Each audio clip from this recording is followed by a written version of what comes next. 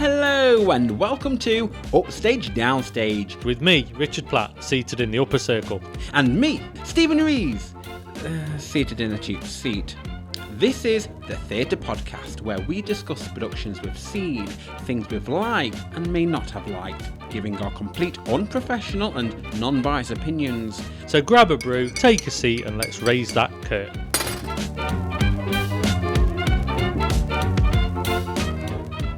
On today's episode, we'll be discussing A Christmas Carol. We saw this production at Nottingham Playhouse on the 8th of November 2021, which was due to be transferred to the Alexandra Palace in London in December 2021. This spooky retelling of Charles Dickens' classic tale was written by Mark Gatiss to incorporate a more Halloween feel for its debut. So Richard, what's it all about? Ebenezer Scrooge is visited by the ghost of his business partner Jacob Marley to show the error of his ways, explaining that he will be visited by three ghosts, past, present and future. Each of those visitations show how he treats people, particularly Clark Bob Cratchit and his nephew Fred. Scrooge then becomes transformed into a deeply caring person, changing his ways just in time for Christmas. The balance is restored, not to the status quo, but to that of a happier and pleasant Scrooge. So with all that said, let's set the scene.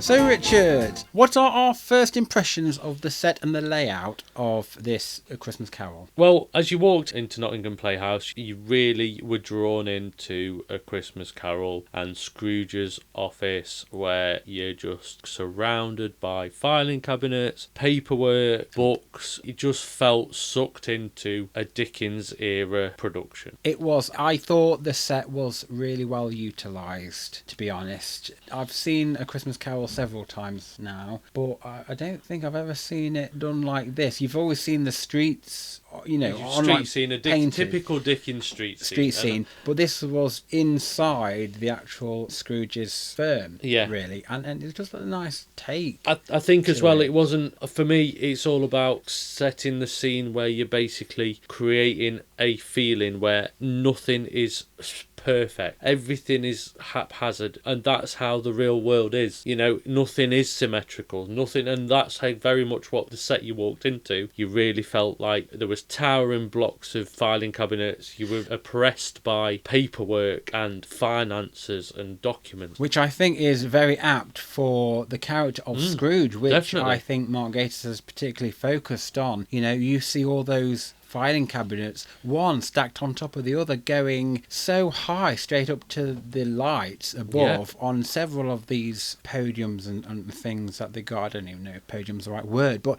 it just, you just look at it and think all they do is take money off people, and they've probably got filing cabinets of so many people that are indebted to them. Yeah, and it sets the world up that this is their life, this is their story, and it's all about them collecting and wanting more from it people. Instantly transported you back to the old Dickens era straight away. Bookkeeping and accountancy and things like that. There was definitely no computers on site.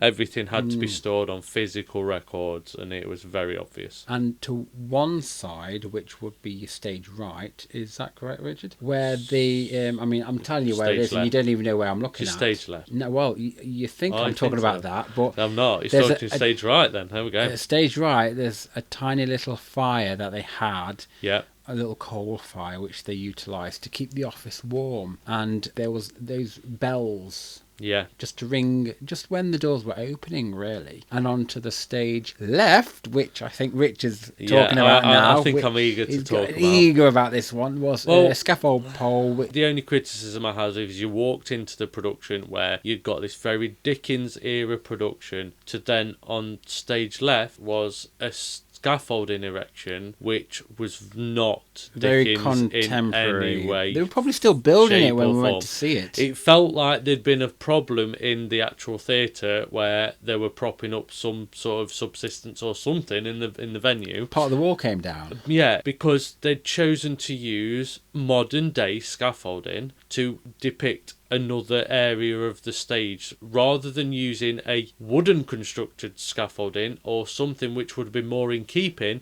and would have further drawn you into the production. There was definitely modern day 20th century scaffolding clamps around the actual scaffolding, and that, you know, metal poles scaffolding would not have been around. It would have been built in wooden construction. Do you think they could have covered those clamps with rope? I think they could have lashed them with rope. They could have cladded it with wood at the front. They could have still had scaffolding as the construction, but if they would have just put wooden boards in front of that scaffolding, it would have given you the illusion that you were right deep within the Dickens era. So I think it just detracted from the sort of set design. I think I'm right in saying that on the scaffold, where they've got the actual scaffold boards, they've got the toe boards. Yes. Which stops anything from falling over. Now that's a health and safety issue, always, you see, but you never had that in that time period. But even if you clad it with wood around the edges, it would have made it so much more appealing to the eye, but also not detracting. And I do know that when it transferred to London, it still kept the actual same design, which I did find very strange. But saying that was just one issue,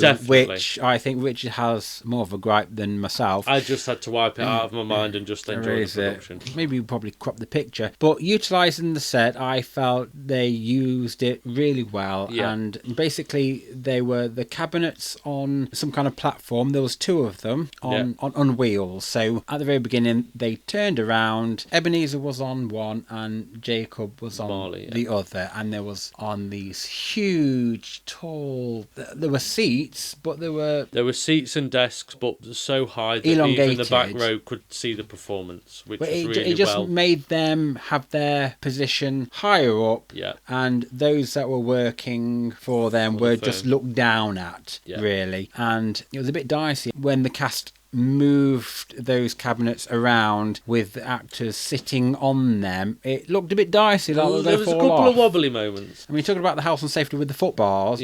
Kick plates, and you got the actors on the chairs wobbling all over the place. Definitely, yeah. So how do you think the space was used for the scene changes? I think it was really well used in the setup of each scene. There was a gauze above the actual stage where they projected different scenes on for where they were in the production, which helped. And it wasn't a projection that was a specific projector screen. It was just projected on gauze, so it had a breakup. There was a lot of rips in it, so it felt very of the time. I felt that they used projections really well to change the space, as it were, and a lot of things were on wheels and a lot of things were moved around. And it was very atmospheric as well, that the gauze and things and like that. It added to where you were in the time, so I thought they'd worked that really well. And the two platforms which were on wheels, they moved to the side, so when they did an outside scene, you couldn't see that it was almost slotted into the side of the stage, so you forgot they were there in a way. Yeah, you didn't see the filing cabinets or the chair on either side, and the cast just moved in between them as if they were just hiding or running away, because there was quite a lot of cast in this one. Yeah, definitely. And with it being a different retelling of it, because they tried to do it as a ghost story, didn't they, for the Halloween? They really did.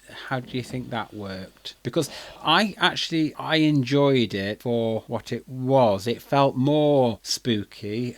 I knew where they were going, but obviously with Mark Gatiss being involved, you knew, because of his League of Gentlemen background and things like that, that he does like to go on the macabre and the spookiness of it. So yeah, and I mean, my experience of doing Christmas Carol is it is a ghost story. It should never be a happy, jolly performance, and there are inclinations of it where they've tried to make it happy and jolly, and that just doesn't work. I mean, there are good interpretations, there's bad interpretations, and I think people forget that the core of it is a ghost story. And I think the writing was good, and it felt very within that creaky door ghost story. So yes, they got the mood right, and you felt drawn into that feel. The stage was designed by Paul Willis, so shout out to him. Yeah, I think he did a really good job in taking us back to an era, apart from the scaffolding, but that's all I'll be saying anymore on that.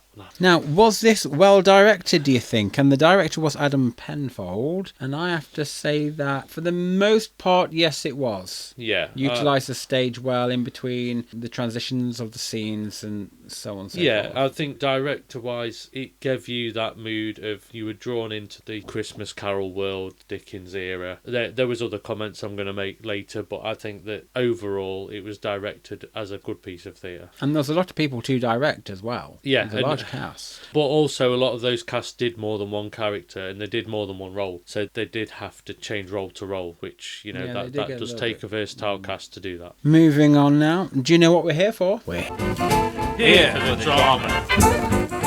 Right, Richard, the performances. Was there any standout performances or really kind of chewing the scenery kind of performances on this one? Personally, Scrooge and Cratchit were probably my standout performances because I think that... Yes, Nicholas Fowle. Yes. I think that's his name. Nicholas Fowle played Scrooge. Yes. And I think that Nicholas just embodied Scrooge and he's made for that part. You saw that he went through a journey and I think you saw Scrooge's journey through his eyes and I think that said it all. And it is always about a journey for Scrooge. The whole production's about Scrooge's journey. Well, it's his lesson, isn't it? He's the antagonist's journey. Yeah, definitely. Edward Harrison played Cratchit. Yeah, I thought instantly he reacted well to Nicholas and I think that's a credit to him because you have to sell that scene and sell that moment because it is about the hard done by and the poor against those that are selfish and rich, and I think that you've got to have that light and shade with that performance. I think overall all the actors were extremely good. Yeah. I think Mark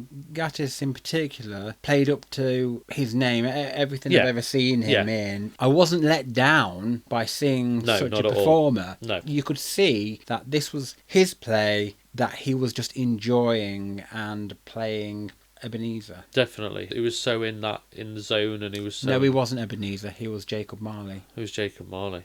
Get it right, Stephen. Yes.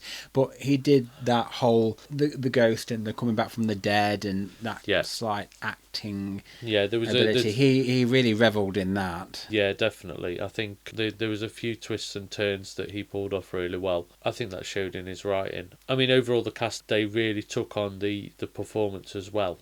The costumes. We don't normally talk about the costumes, although this was a period piece. I feel we ought to. Yeah, totally agree. I feel overall they were okay. Yeah, I would only use okay. I think there was a few missteps where some costumes could have been bigger. For example, the Ghost of Christmas Past. Oh, I knew you were going to bring that one up. Well, it may be on my mind. I think the Ghost of Christmas Past just wasn't ethereal enough. It was the costume that just didn't create that sense of otherworldly ghost-like performance. The entrance of the ghost was brilliant, but I felt that the costume just let it down a little by not having enough material, not having enough ghost-like material. It just felt very flat because there was no smoke machine to back it up. The Ghost of Christmas Past is a ghost that is almost otherworldly, calm. It's just pointing out the past. The ghost is just pointing out what happened to remind Scrooge of what they went through. And I think it just had a little lackluster moment where you didn't feel like you were being taken on a journey. And also, some of the costumes were just too clean and too pristine. Everything was clean. Perhaps in Dickens's day they had the laundrette. Well, exactly. And I think perhaps they had dry cleaning. Yeah, and I think they're the things that I always find in period pieces where you create such a set and a scene that is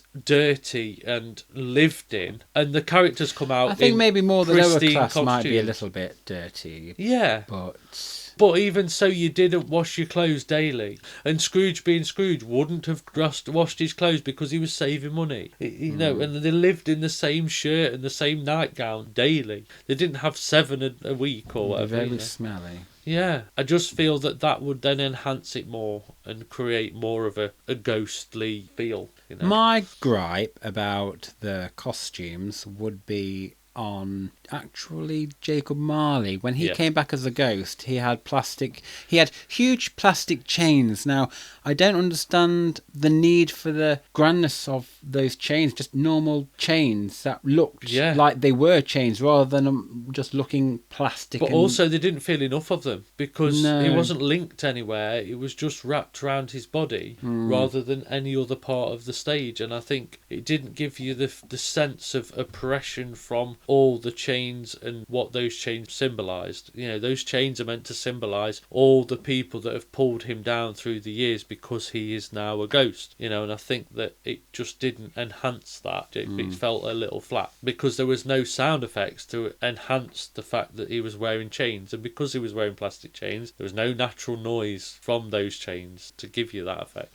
Maybe when you pass on, there's no weight. But yeah, potentially, yeah. There's no weight of the chain. But then in the script, it's about the chains weighing you down and dragging you down into the bad depths of life. Now we come on to props. Personal props, moving props, all those kind of property props. Were they used well? What kind of props did they use? I think some were used well. I think there were scenes that were really well done on Scrooge's bed where the ghost of Christmas Past appeared out of nowhere, and that was a bit of stagecraft that worked really well. There was a lot of misdirection. There was other times where I think more props were needed. The ghost of Christmas Present, where you expect a feast and a performance, and the ghost of Christmas Present entered for the first entry and also with costume just didn't feel like he was different to any other performer on stage. And I think it's such a misstep when you're meant to look like you are otherworldly, and I think they just missed a trick when those moments should be otherworldly. The Ghost of Christmas Present is meant to be laden with fruit, vegetables, all the things that nobody can afford, and it just felt like he had none of that. He was brought out on the throne almost like we were at a dress rehearsal, and I felt like he was wearing parts of the costume but not all of it. There was something missing. Yeah, it did feel a little bit odd, or not necessarily odd, but a little bit under. I wasn't blown away by it. Yeah, but I was more concerned about this Christmas tree that was already decorated. I suppose it's part of the props, I suppose. Yeah.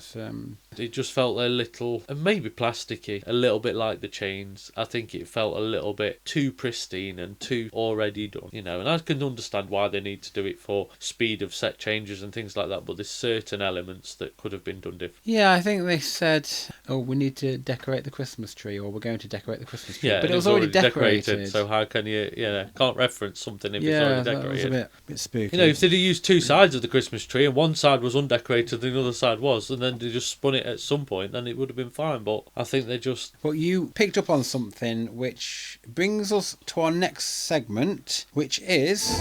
What the heck is this? Now, Richard, technically speaking, you recently talked about the bed. Yeah. With... it had a rail. Yeah. All the way around. It had a rail all the way around on the tech. Now, this is the first time I'm going to use this. Okay. So I'm going to say this. Go on then. How did they do that? Because I want to know how they managed to open the curtain without people opening the curtain to give this ghostly impression that a ghost opened. You mean where it magically opened at one point? Yes, that's exactly where I'm going with this. Well, there's a few moments where they actually had pulleys on the actual curtains that could open the curtains magically from just simple motors at the back. But they did it really cleverly. Fish wire? Yeah, it would have been fish wire or the sort of curtain string that it would have just done it. So I was lucky what you're watching. I could not see anything. It's very cleverly done. And also there was... I was goggly-eyed. There was a false bottom in the bed where where Ghost of Christmas Past was hiding. I thought there was. But it was done really cleverly where the angles on stage were done in such a way where the bed was positioned so you couldn't actually see what was happening, and I think that was really cleverly done, and it made it feel like a ghost had actually appeared out of nowhere. So I did think that was really clever. So what did we think about the use of the sound and the lighting? So lighting was by Philip Gladwell. The sound designer was Ella Wallstrom. I think the lighting generally was really well done. I think that the mood was created well by the sort of lighting work. It enhanced the space. Sound effects, I think sometimes they could have been a little louder. I think there was some moments where they could have enhanced with chains, noises of chains a bit louder. There was just some moments where it could have had more effect. There was moments where it's not really a technical moment, but it's actually a moment with use of Christmas carols, which I found very odd, where they sort of used it for certain parts of the production, but then other parts of the production there was literally no sound, and just to have the haunting sound of a Christmas carol in the background or some sort of moment would have made it even more scary. You know, just to rework Christmas songs that would have just created that feeling of depth, and I think that's what it felt like it lacked. It almost turned into a musical in one particular moment. But out of the blue. Yes. And I think it didn't feel right. It didn't feel placed right. Fitting for this Halloween spooky version. Yeah, it didn't draw you into that sort of spookiness. And I thought it was very atmospheric, the lighting and the sound, and I think in the projections as well, they worked really well to sort of draw you into the whole piece. Oh, and also what we must talk about is how they used the ghosts. Now, they used these kind of sheets on sticks that we saw go into the audience. Well, they started from the audience and they went through onto the stage. Yeah. Now, I quite like them because it sort of drew your attention away from the stage and to look around and. Yeah, I liked the idea and I liked what they did with them, but I did feel that lighting wise they missed a trick where they didn't have any lights in them. It was done by lighting the auditorium up, and I felt like so they put the light on the sheets. They brought lights up a little bit within the auditorium, and that didn't feel right. If they'd have had lights within it was almost like that. Yes, I understand from a health and safety point of view, the people carrying the ghosts have to see where they're going. However, it detracted from. It blurred the line. It sort of didn't feel like they were ethereal ghosts. You could see these people with sticks walking through the audience, rather than if you'd have had lights or LEDs within the actual ghosts, it would have taken you away from that and give you that more ghostly feel to the performance when they walk through the audience. That was just my enhancement that I could see. And when we went to see it, did you notice any technical issues on the night? Any hands? I suppose it's a costume thing with Ghost of Christmas Yet to Come. There was just a few moments where, yeah, again, it's an enhancement thing, where hands that came through costumes weren't a skeleton hand or something like that would have made it even more creepy. Or, I mean, technically, I don't really think I noticed any major mess-ups. There was nothing that went wrong. There's a bit here where it's going to have to be put into a different category, because I don't know what you'd call this. It probably needs its own category, but it's just so odd. There's a scene where one particular character goes out to get some warmth under the scaffolding or next to it. Yeah, my favourite. And there's a character above just dropping notes on top of them. Yeah. Or bits of snow falling down. Yeah, and it was very... It was odd. What was the point? We didn't understand the point because it was not really referenced either. No. We didn't know if it was snow or it was notes. It was very difficult to understand that. Yeah, very, very odd. Now for our ratings, as we say. Call this a show.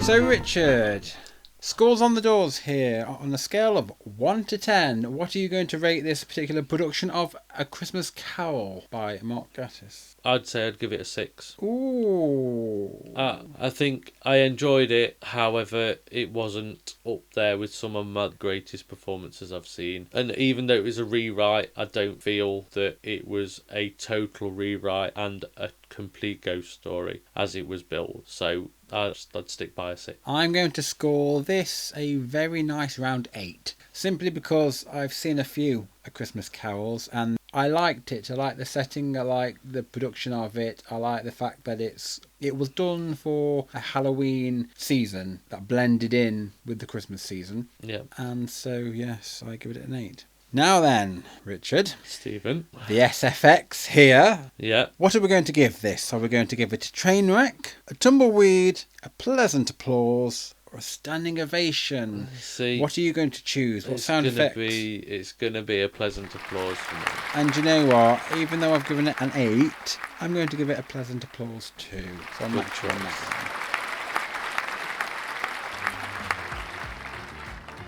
So there we are, that's our discussion of A Christmas Carol. We hope you found it insightful. If not entertaining. Coming up over the next few episodes, we'll be discussing the new production of Cluedo, Sheila's Island, and Animal Farm.